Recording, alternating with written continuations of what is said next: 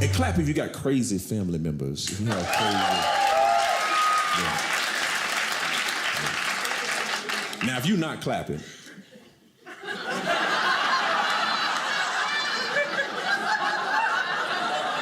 you are the crazy family member. I just want to let you know. I have a cousin who's a drama queen. The whole world is her stage.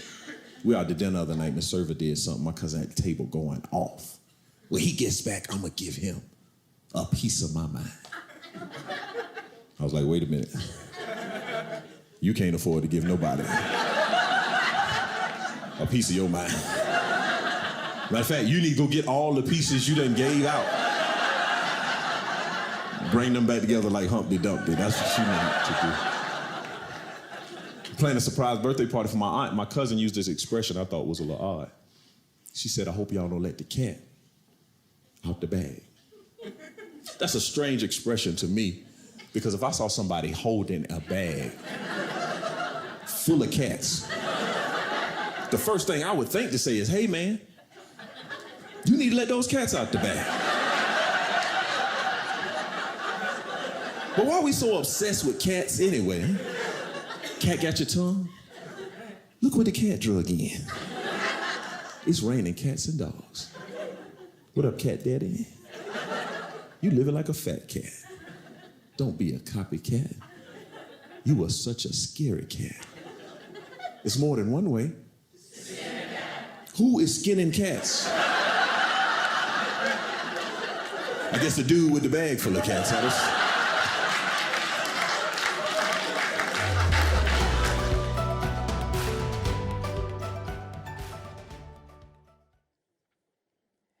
Have you ever thought about the crazy things that we say? The way that we actually use words, sometimes in slang statements that we all get, but I've never really thought about it until I go to another country. We've taken some mission trips to Latin America, and if you are looking for a way to expand your perspective and take your next step on that life-changing adventure with Jesus, I would encourage you to go on a mission trip. Obviously not right now, but as restrictions begin to go away, it just expands your view of life and the world and where God is at work. And so I've been to Latin America probably a dozen times, and every time, not every time, but a couple times, I'll just talk to our translators, our bilingual translators, and I'll say, okay, what's the word for fill in the blank? And I kind of want to learn a little bit of the language. And I'm like, do you have a word for like cool? Like when you think something's awesome, what do you say? And they're like, yeah, we say queso. That's queso, like as in queso dip? They're like, yeah. I'm like, that's weird, man. That's weird. That's cheese. That's cheese. That's essentially what they're saying. And I'm like, that's so strange that word means cool. Like I would never go around and be like, man, that show was cheese. It just means something totally different here. And then you start thinking about like, what are our words for something that's cool? Like a little chili? Or lit? Or fire? I can't even keep up with it all. My son is talking about yeet, and that's sweat, and drip, and cap, and slang everywhere. It's like, I don't know what half of it means. What's interesting is that words are an important part of our life. They can be incredibly powerful. They can be incredibly painful.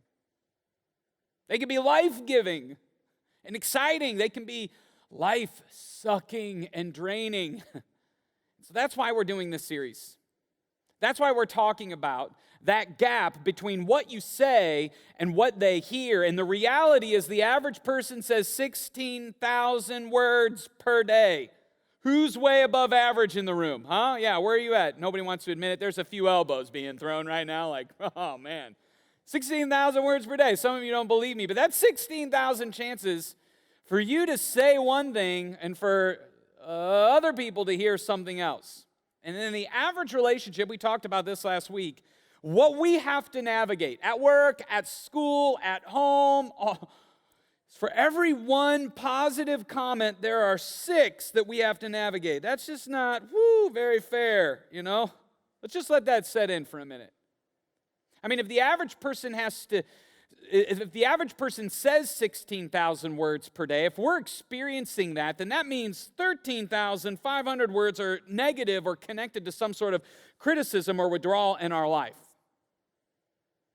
Y'all see that? No wonder we're feeling stressed. No wonder we're feeling drained.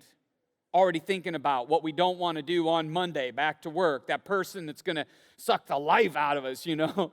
It's hardest sometimes when the people that you're closest to are saying some of those life-sucking words where it just doesn't seem to connect. If that's you, if I'm reading your mail at all, like if this is a little bit of your life, I am so glad that you're here, whatever campus you're at. We have people who tune in online and watch on the CW and NBC, special guests. We have men who watch at Toledo Correctional. And so those of you that are physically here, will you put your hands together to welcome those who are watching online and on TV, just to say, hey.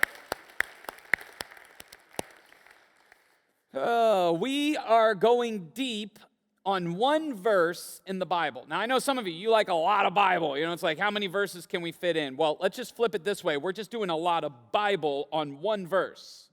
And so last week, if you were here, I said, man, I want you to memorize this. Today is quiz time. It's Ephesians 4:29. We're going to say this out loud together. You get to say it with your eyes closed, all right? So I know some of you are going to be peeking. And if this is your first week, I would encourage you to go back and watch week 1 as we kind of laid out some context for this one verse.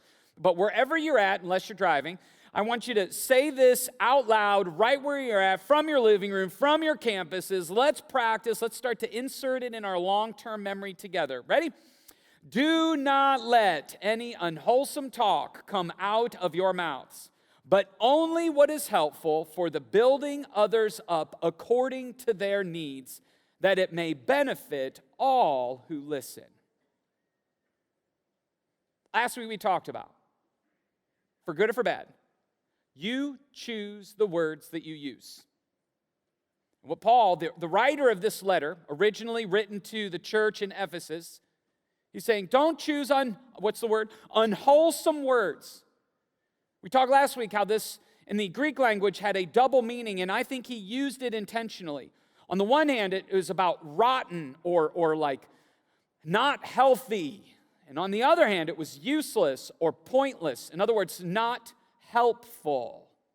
And so what he's reminding us is to choose words that are, yes, healthy. This isn't just about swearing. It's not just a handful of vulgar words. No, choose words that are helpful and healthful for the people that you interact with. But what we don't realize is that your temperament, the way that you are wired, influences the words that you choose. And so last week we talked about 4 different temperaments.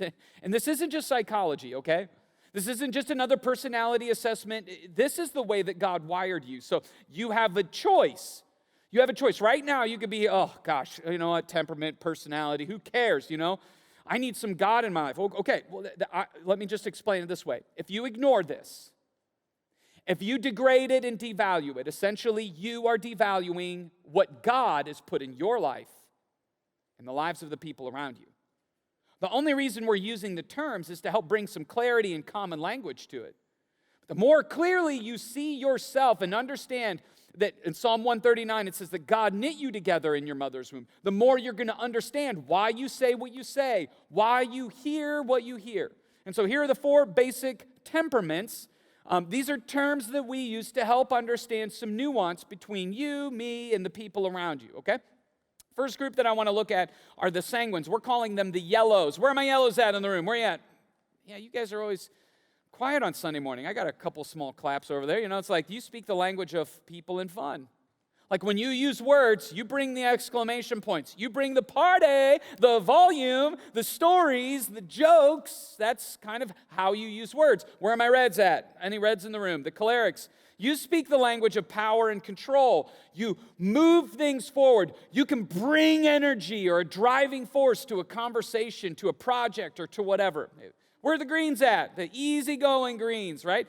You know what the greens, they use language, they speak the language of calm and harmony. Chill out, man. Let's relax. Calm. Everybody can calm down, you know, chill out. And where are the blues at? Blues in the room? Yeah, there's a few blues in the room. You speak the language of perfection and order. And so each person brings a little different use of words. The top half, the sanguines, the reds and the yellows, you're the extroverts. The greens and the blues, you're the introverts. Extroverts find energy by being out with people. Introverts find energy by being alone. That does not mean you don't like people. No, the left side of the equation are the people, and the right side are the task-oriented people. And here's the thing. This is not meant to confine you and to constrict you into simple labels and terms. It's meant to bring a little bit of clarity as to why you do what you do. And so here's a snapshot of our church based on the first, 1,200 assessments that came in. I think we're over 2,000, getting close to 3,000 by now. But 30% of our church is green, laid back, easygoing. 26% blue. You like the order, the excellence, the approach maybe to the weekend service. 22% of you are waving to everybody, trying to restrain the hugs in the lobby. Okay, we see you.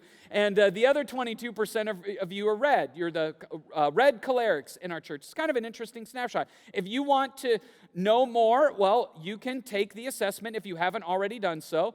We worked with the author who's kind of the inspiration for this series to, I think originally the assessment was $12, and we were able to negotiate a $4 per assessment rate. We're so excited about it. We bought the first 3,000 to give away, and we may have a few left of the 3,000. I'm not sure where we're at. Just text the word colors to 419-419-0707, or you can go to our app and you can put your name and email or the name and email of someone that you know in there, and they can get a link to that assessment. But in the meantime, here's a little helpful tool and a test for those of you that have already been here. If you've watched The Office, I want you to think about who is what color, or another way to think about it is if you know your color, pick the character that is your color, okay? So take a minute, just a second. I'm not going to spend a ton of time here. If you're doing it online, you can put it in the chat. But who is what color, okay? Ready? Here are the answers. Bing! So, Michael Scott is a yellow. Dwight Schrute is a red. Pam green. Angela blue. Now, that doesn't mean you are that person. It just means you may share some ways in which you use words. If you didn't watch The Office, maybe you watched Friends. And so, again, pick your color and which character represents your color. Take a minute, talk about it. If you want to talk about all the colors, try to figure it out. And the answer is right here, which means the reds in the room are like, you cheated. You're right. You know, it's a little bit of a quiz. But how many of you got your color right? Anybody get your color right there? Okay, a few of you. The last one is maybe you didn't watch sitcoms, but you watch movies. And so let's see if we can figure this one out, all right? Some of you are like, oh, I know that one. You know, it's like, I made it easy. And so here are the answers. Here are the answers, right? Darth Vader, red. Obviously, he's the Force. You know, Han Solo, yellow. Loyal Chewbacca. C-3PO, the blue. And here's what's interesting.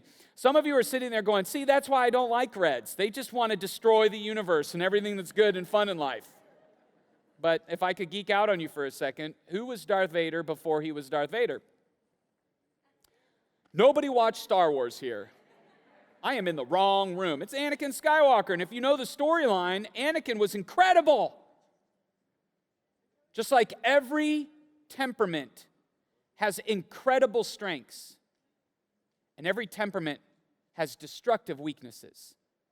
And what you may not realize, if you just kind of go through life and not think about the way that God's wired you, your weaknesses may be destroying your relationships in ways that you've never really thought of before. That's why it's important to think about how you use words. It's helpful information. Some of you, I know, you're disagreeing with some of the rapport. You're like, I don't know that I'm really, whatever. So that means you're either a blue or a red. You just like to tell people what to do, you know? But I mean, the truth is, if you can begin to lean into this, that's what our tendency is, to shove it into a drawer, to discount it, and to ignore it, and to go on with life, or to move on to something new and exciting. Stop. Learn. Learn your temperament. Learn the temperament, even more, of the people around you. Learn about your differences. And this is not an excuse to like, well, this is just the way that God wired me, so deal with it. No. The reason that this is important is because Paul says, do not let any unwholesome talk come out of your mouths. Don't just blurt out what's natural to you. Don't just allow anything to come out. No, you need a filter for your words. You need to filter out the unwholesome words that you're saying. And you know what? Some of you are like, yeah, I know. This is nothing new. My mother told me, if you don't have anything good to say, don't say anything at all. Now, time out. I know we've all heard that. No, this is not just about avoiding bad words. This is not just about a handful of words that we need to not say or even some criticisms. No, no, no. It's about choosing words that are helpful and healthful. I mean, if you think about what communication is in its most basic form, it's a series of choices we make in what we say or what we don't say. That means every day you are making a series of choices with the words that you say or that you don't say. And if you just let words out, if you just say what comes naturally to you, you're getting in trouble. You've gotten in trouble. The words that you've said have gotten you in trouble in the past, and they're going to continue to get you in trouble in the future. And you know what you're going to think? You're going to think, I'm not saying anything bad or inappropriate. You're just really sensitive. It's you. No. No, we need to find words that are helpful. I mean, look at what he says. We need to speak only what is helpful for building others up according to their needs. So what we've been talking about is first, your temperament influences what you say. You may be speaking out of your wiring, and maybe that's the reason why you're saying this and they're hearing that. That is not an excuse, but you need to be aware. And knowing how you're wired helps you choose words that are helpful and helpful. It helps you think about your words just for a moment. Your temperament influences what you say. What you may not realize is your temperament also influences what you need to hear, what you prefer to hear, what is helpful for you to hear. That's why we need to lean into this. Every single one of us, based on our temperament, has certain communication needs in our life. Think about it this way. If this is our life, sometimes what we think is, okay, if we have to deal with all of this negativity, and our mom always said, if you don't have anything good to say, don't say anything at all, then what we need to do is we just need to say more positive things. And so I'm going to say more positive things. I'm going to be more positive at school and at work. Doesn't really do much. And you know what? Sometimes people show up in your life and they speak to you out of their strength. And you know what they're trying to do? I mean, if you're a blue, this doesn't work. But if you're any other color, it's like what they're trying to do is they're trying to encourage you. And it may move on this side of the equation. But if you're not blue, do you know where a lot of these things sometimes end up? They end up over here. But if somebody shows up in your life and they speak according to your need, that same comment can have a disproportionate influence in your life. So you need to know your need. That's what I want you to do. I want you to know your need and begin to speak, get clarity on how you're wired. For some of you, this is going to be tough. It's like you don't want to be perceived as needy. It's like, yeah, you know what, healthy people ask for what they need. I'm going to say that again. Healthy people ask for what they need. Unhealthy people expect everybody else to just figure it out. You should just know that's actually unhealthy. Unhealthy people demand that everybody else meet their need. That's unhealthy too. But to show up and say, hey, this is kind of how I'm wired, that is healthy. And every color needs to hear something differently. Let's look at them quickly. The yellows, you know what they need? They need words of approval, acceptance, attention, and affection. Yes, they're storytellers and love to bring a lot of fun. And do you know what they need to hear from people is, we like it when you're around. They do. If that feels needy to you, get used to it. That's the way God wired you. It's okay. Don't let the need run your life or ruin your life, but you got to be aware of your need. You know what the Reds need?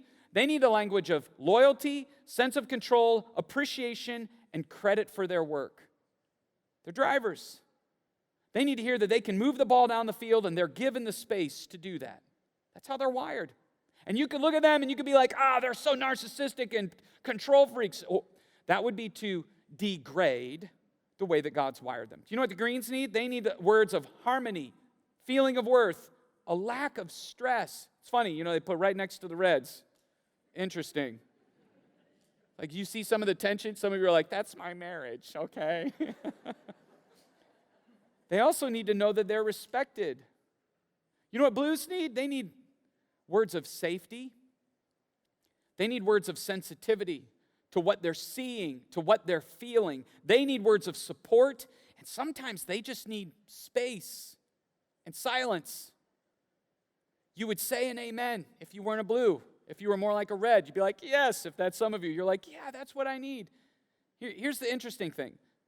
When you speak to the needs of others and when others speak to your needs, it increases clarity in your communication, which leads to increased connection, which leads to increased trust, which increases the betterment of your relationship. Knowing your needs is critical, but knowing the needs of others is essential. Which leads me to the bottom line for our time today. Engaging their temperament results in relational betterment. That may sound like a mouthful, but it's true. If you want a better relationship with your kids, your parents, your coworkers, your boss, your spouse, engage their temperament. It will lead to relational betterment. That means you're going to have to learn how to speak their need. So you're sitting here going, what's their need? Well, I just did a quick review, so you could rewind the tape or watch it later on. Or you can just speak out of what's most natural for you. How's that working for you? Or you can guess. You know what maybe the simplest thing to do would be to ask them. To have them pull out their report, their assessment. There's a page in there that say, hey, these are my communication needs. Ask them, which one do you resonate with the most? And start practicing that.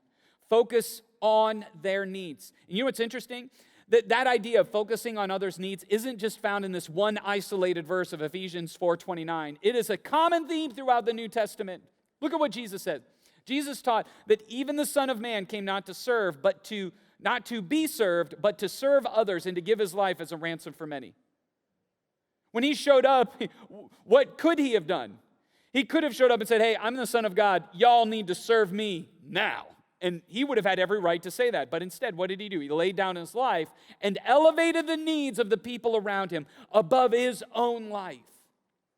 In the letters that were written to the first century churches, letters written to the church in Ephesus and Philippi and Corinth, there's a common theme where you see statements like this, like the Apostle Paul wrote, don't be selfish, don't try to impress others, but be humble, thinking of others' needs as better or equal to yourself or than your own, right? This is the key line. Don't look out only for your own interests, but take an interest in others too. Now, he doesn't say your interests are bad. He's not saying ignore your interests. He's not saying, your interests are not important. No, look at what it says. Do not look out only for your interests. Don't speak out only from your wiring, but take an interest in others' needs too. I mean, this is exactly what Jesus did. He didn't show up and demand that we fulfill all of his needs. No, he lifted your needs and my needs above his own. I mean, this should be true of those of us who call ourselves Jesus followers in all of our conversations. And one of the conversations or relationships we should experience it the most is in our marriage. I mean, Peter, one of Jesus' disciples, wrote a letter to some of the first century churches. He said, in the same way, you husbands must give honor to your wives. Treat your wife with understanding as you live together. In other words, he's saying be a student of your wife. Like, do you know what makes your wife happy and what makes her sad? Do you know what's motivating and demotivating to her? I know what some of you are thinking. You're like, Ben, it changes like every day. I have no idea. Be a student of your wife. What's life-giving for her? And wives, you can do the same thing for your husbands. What's life-giving for him? What's life-sucking? Live with a knowledge of their needs. Engage their temperament. And I know relationships can be tough, and I know some of you are saying, yeah, Ben, you're supposed to say that, but I don't really know. You know what? You don't have to take my word for it. Even Chris Rock gets it. If you don't want to hear it from me, let's hear it from him. People say, oh, relationships are tough. No, they're not. They're only tough when one person's working on it. Two people can move a couch real easy. One person can't move it at all. If you're in a relationship, let me try to help you right now. Rule 1, stop competing. That's right. Her success is your success, and your success is her success. Stop competing. Number two, okay? There is no equality in a relationship. It's like, we equals. No, you're not. You're both there to serve. You are in the service industry, okay? You're in a band. And when you're in a band, you have roles that you play in the band. Sometimes you sing lead, and sometimes you're on tambourine.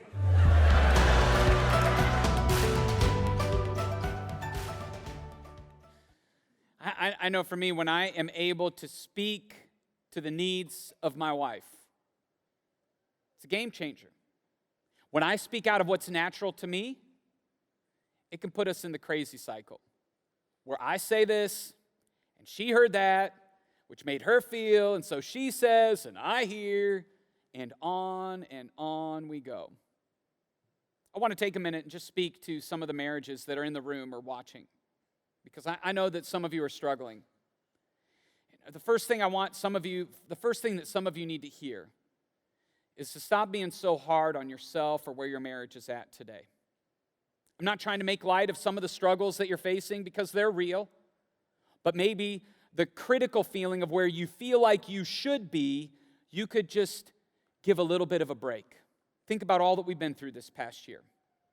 Think about being at home, in home, with each other. You know, they say distance makes the heart grow fonder for a reason, okay? Sometimes it's helpful to have a little bit of a break. And when it feels like you've been cooped up together for a long time, it can be hard when all of the other life-giving things that we used to be able to freely do have been taken away. And some of you have had to cancel trips. Some of you have lost connection with friends. Some of you have experienced some tension at home. Others of you faced health challenges. If you got kids, man, we need to pray like triple for you, because you're dealing with at school, at home. Now you're a teacher. Now you're a teacher and trying to figure out technology and think about all that you've been through. And so maybe it's helpful to begin to see that some of what we're dealing with, some of what you're watching the people in your family or in your relationship dealing with, is they're grieving. They're grieving what they had hoped life would have been by now. And when you're grieving, man, that's just an emotionally difficult place. And so let's use this content as a way to rebuild connection and not just tear each other apart. Now, I know some of you feel like there's no hope left. And I don't know that this will ever, the only thing left is for us to get a divorce. Well, what I would love to recommend is a book. Before you split, I'm not saying this is a magic bullet that's just going to solve the problem that you're facing, but perhaps a perspective of a family divorce lawyer. And Tony Newhoff is the wife of a friend of mine, Carrie Newhoff. He's a pastor. He now leads a podcast that has hundreds of thousands of subscribers. He's a great friend. And him and his wife just released this book on some of the things that they've learned in their own marriage, but some of the common repairable ways marriages can be salvaged if you just take a little time before you split to think through some of these things. And so if you're there, I would encourage you, maybe as a way to just go, okay, before we throw it all out, it may be helpful in mending what feels like has been torn apart. You need to know your needs. That's where it starts. You also need to speak their needs, the needs of the people around you. Why? Because engaging their temperament results in relational betterment. Now, what's at stake? Well, ignoring their temperament results in potential resentment. I mean, we all have needs. And when those needs are unmet, like when your body hasn't been fed for a little while, does it like you? No, it starts to tell you. It'll grumble and it'll get aches and pains. And ultimately, if you stop feeding your body, it'll shut down. Your relationships are the same way. And all of a sudden, we start looking for some of those needs in places that don't always have healthy outcomes. When you start speaking to the needs of others, it changes every conversation. When you speak to the needs of your husband, your wife, your kids, your parents, whether you're young or you have, aging parents, whatever stage you're in, when you speak to the needs of your coworkers and you're filtering your language through that, when you speak to the needs of your boss, when you choose to filter your words through their needs, every conversation becomes an awesome opportunity to speak helpful and healthful words. And so I want to talk for a minute about what this looks like on a real practical level for each color. In fact, if you get the report, there's a little section for your color there. If you get the reports of the people that you're around with, you can begin to look and dialogue around these things. So if you need to, you can get out your phone and take a picture of the slides as they come up on the screen, or you can rewatch it later on in the week. We archive all of our messages so that if there's something that you miss or you want to go back and capture, you can do that. But if you're a yellow or you have a yellow in your life, do you know how you can build them up? You can listen to their stories. I know they have a lot of stories, okay? I have a little yellow in me. We love to tell stories, right? And so it's like, I don't need to hear that for the 14th time. Yeah, you build them up by listening to their jokes and their stories, and you make eye contact when they're talking. You don't try to multitask. You try to match their enthusiasm.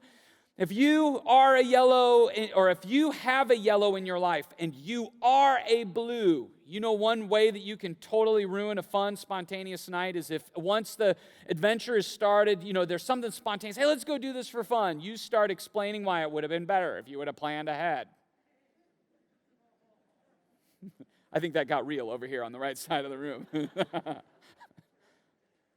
Yeah, like you want to tear down somebody, you start speaking out of your own need and miss the way that God's wired somebody else. I mean, here's how you could be tearing them down. You're too serious.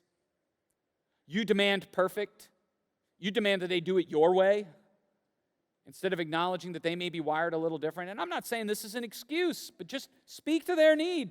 You can shame them. You can embarrass them by saying publicly, you're embarrassing all of us. You're such an embarrassment. Speak to their need. Engage their temperament. It'll lead to relational betterment. If you have a blue in your life, do you know how you build them up? Notice and respond when they need support. Usually blues are trying to get it all just right, whether they're a creative or whether they're an analytical, whether they're trying to finish a project, and sometimes they feel the pressure and the burden. Give them space. Keep their secrets. Yellows. Oh, I wasn't supposed to tell you this, but I heard the other day. It's such a juicy story. It's so good. Be trustworthy. Like if they're a blue, that matters a lot. Encourage their creativity. If you have a blue teammate at work, on your team, or they work for you, and you invite them to take on a project, and they go and they do all of the research and they bring it back to you, and you decide to change your mind out of a gut instinct because it just feels better if we go with my option, not that I've ever done this before, it can be totally discouraging. Not just discouraging, it's demoralizing. Now, I'm not saying you have to do everything that they say. I'm not saying you have to agree with everything. Just speak to their need and the work and the sensitivity, the engagement that they brought to it. You want to tear them down? Do you know what you do? You dismiss their emotions. You don't give them enough or all of the details when they need it. Oh, you infringe on their space and silence. If you have a blue child and you are yellow or maybe a yellow-green and you're sensing some strong emotion from them, but they're not talking about it. Do you know how to tear them down, chase them around the house and demand hugs and time? And we're going to talk about it. Let's just talk it out. Let's talk it out. No. You're speaking out of your need, not theirs. Give them a little space. Let them know you're here for them. Let them know you would love to hear about it when they're ready to talk about it. Speak to their need. If you have some greens in your life, do you know how you build them up? You let them do one task at a time, okay? They're not red, okay? They don't need like 500 things going on like sometimes we like. One task at a time. Be kind in your criticism to them. And ask for their thoughts and opinions and feelings. I have 0 green, okay? I can show up to a table at work and I will speak my mind like a red, yellow, the way that I'm wired, and I can bulldoze the emotion of someone who's green. Or, you know what? I'll bulldoze their thoughts and feelings because I'm like, oh, they're flexible. They'll just go with whatever. I mean, they say, whatever, man. I'll do whatever. No, you need to invite them to the table. Think about this, like when a red yellow shows up, I could show up at my house with my family and be like, hey, surprise, guys, we have a fun day. That's the yellow. Like, we got lots of fun in front of us, so get ready, here we go. And then the red comes out. So in order for us to have fun, here's what we're going to need to do. Shoes, hat, coat, dang. Now, you're running late. I'm watching the clock. Let's go.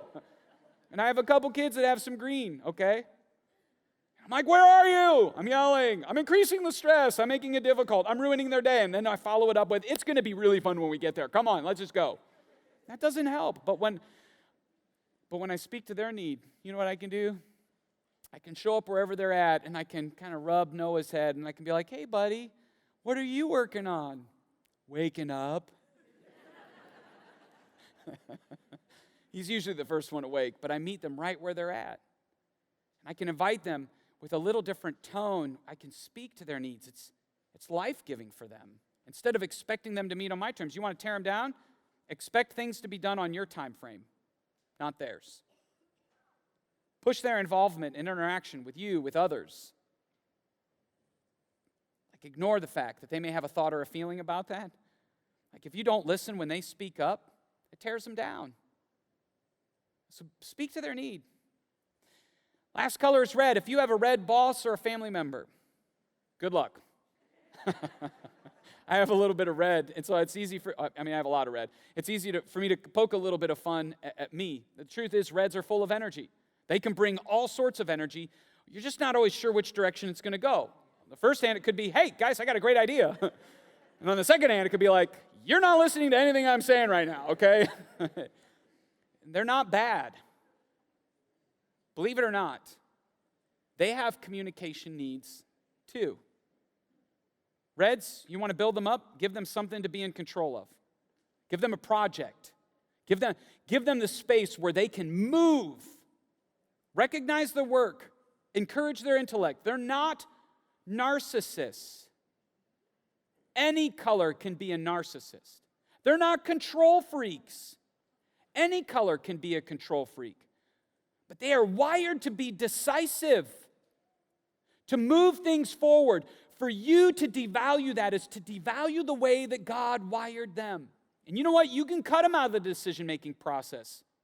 They're going to feel disrespected. They're going to feel devalued. So how do you tear them down? Well, make decisions for them. Make decisions around them. Another way that you can tear them down is not doing what you say you're going to do.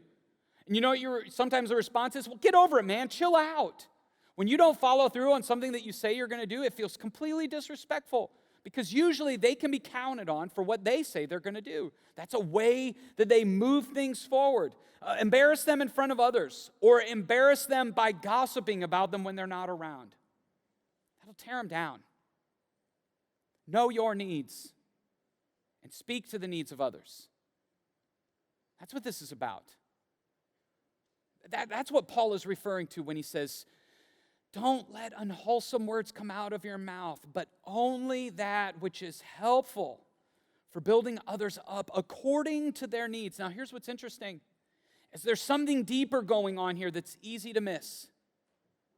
He wants us to speak according to others' needs that. And whenever you see that word, it's a purpose clause. What it does is it answers why we should do all that came before. Like, why should we choose helpful words? Why should we choose healthful words? Why should we avoid unwholesome words coming out of our mouth? Why should we speak to the needs of others? And here's what he says, so that it may benefit those who listen. Now, you hear that and you're like, oh, that's kind of cute. That should be enough for us, by the way. But sometimes meaningful things get lost in translation. And in the original language, the audience would have heard a word that would have given them spiritual vision as to why we should do this. And it's captured in some of the early English translations. We should do all of this that it may minister grace unto the hearers. When you speak according to the needs of others, you administer grace. You partner with God in giving grace and giving life to people who feel like they're not enough, not always right, not like you. You become a minister. It's one of the life-changing ways we can make a difference. That's right. You are a minister. We've got to break ourselves from this notion that ministers are only people who are professionally paid for it. No. In God's life life-changing adventure. He wants all of you to be a minister. Your ministry is going to look a little different than the person next to you, or maybe than mine. But when we connect people with God and we connect people with each other, we are participating in God's work of grace giving. 2 Corinthians 5:20 says that you are Christ's ambassadors, that you are a mouthpiece for Him. Colossians 4:6 says, let your conversations be filled with grace. That's what he refers to. What that means is the language of grace is different than the language of our culture. Is there a difference in yours?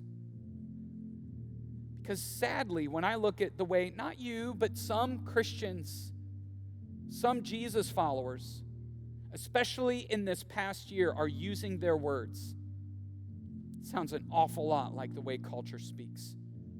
God speaks the language of grace. And I know some of you are thinking, you're like, God speaks the language of truth. What about truth? We need to speak truth. Glad you brought that up. Because the Bible also says that Jesus was full of grace and truth. He didn't vacillate. He was the fullness of both of them. Full of grace and full of truth. But he spoke the truth according to their need. And so if you can't speak according to their need, you're not ready to deliver the truth that you feel so compelled to give. Speak the language of grace. Know their need. Speak their need. And what I want you to think about just for a moment is I want you to think about where to start, that inner circle, your family, the people that you spend the most amount of time with. This could be family, your friends that are like family. Who are they? Do you know their need? Are you speaking their need? Start there. Then I want you to think about your, intentional circle. These are people that you intentionally spend time with. Coworkers, classmates, friends. Like you share stories together, not as often as your family. What language are they hearing from you? Because your language in that circle is either perpetuating the language of culture or you're speaking the language of grace. And then click one out. This is the influence circle. This is what we undervalue our influence in.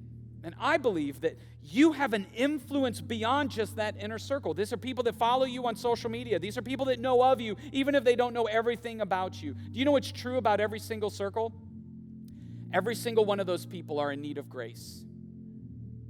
And maybe God put you in their life to speak grace, to demonstrate grace to them. I want you to think about that for a moment. I want you to ask the question, God, where do I need to use my words differently? How can I speak to the needs of others? I have a friend in my life who has become a bit of a mirror for me. I've known him for over 10 years. We got connected out of the Leadership Summit, a conference that we are a simulcast site for. And so we got to know each other in a working environment. Then we became friends, and now he comes into town and coaches our team. He gets to see me with my family, but also with my team and how I interact in those honest and candid moments. And over dinner a little over a year ago, I was just asking for some feedback. And he shared with me, he asked if I had seen the movie The Lion King. And I was like, yeah, of course. And he says, Mufasa has a roar. It's a powerful roar that can do good, but it could also scare people away. He says, Ben, your words are like a roar like a lion. They can create fear. They could also create courage. It could just become noise. And you have to decide how to use your roar. Like in that one scene where Simba was trying to scare off the enemy, his little roar didn't matter much until he heard his father's roar behind him. That's the way to use my wiring to move people forward. But if I'm not careful, my words can put my kids, my teammates, our staff, you on the enemy side. Or it could just become a bunch of noise. There goes Ben again. What does it look like to use the way that God's wired me to speak to the needs of the people around us in a way that gives life? Friends, that's the life-changing work that God invites you into. So, do not let any unwholesome talk come out of your mouths, but only what is helpful for building others up according to their needs, that it may benefit, that it would administer grace unto the hearers. Would you bow your heads with me for a moment? Would you ask God, God's Spirit, what is He saying to you? Heavenly Father, I confess that I don't always use my words to speak to the needs of others, to administer grace. And so, God, today we want to mark a moment, give us clarity on an apology that may need to be given, an awareness that needs to increase of the unique wiring of the people around us. Open our eyes to the spiritual opportunities beyond our inner circle to make a big difference with our words. God, help us see where we need a little less of us and a little more of you and your grace in our life. Give us the courage to walk and follow wherever you lead us. Help us to think about that during this next song. In Jesus' name, amen.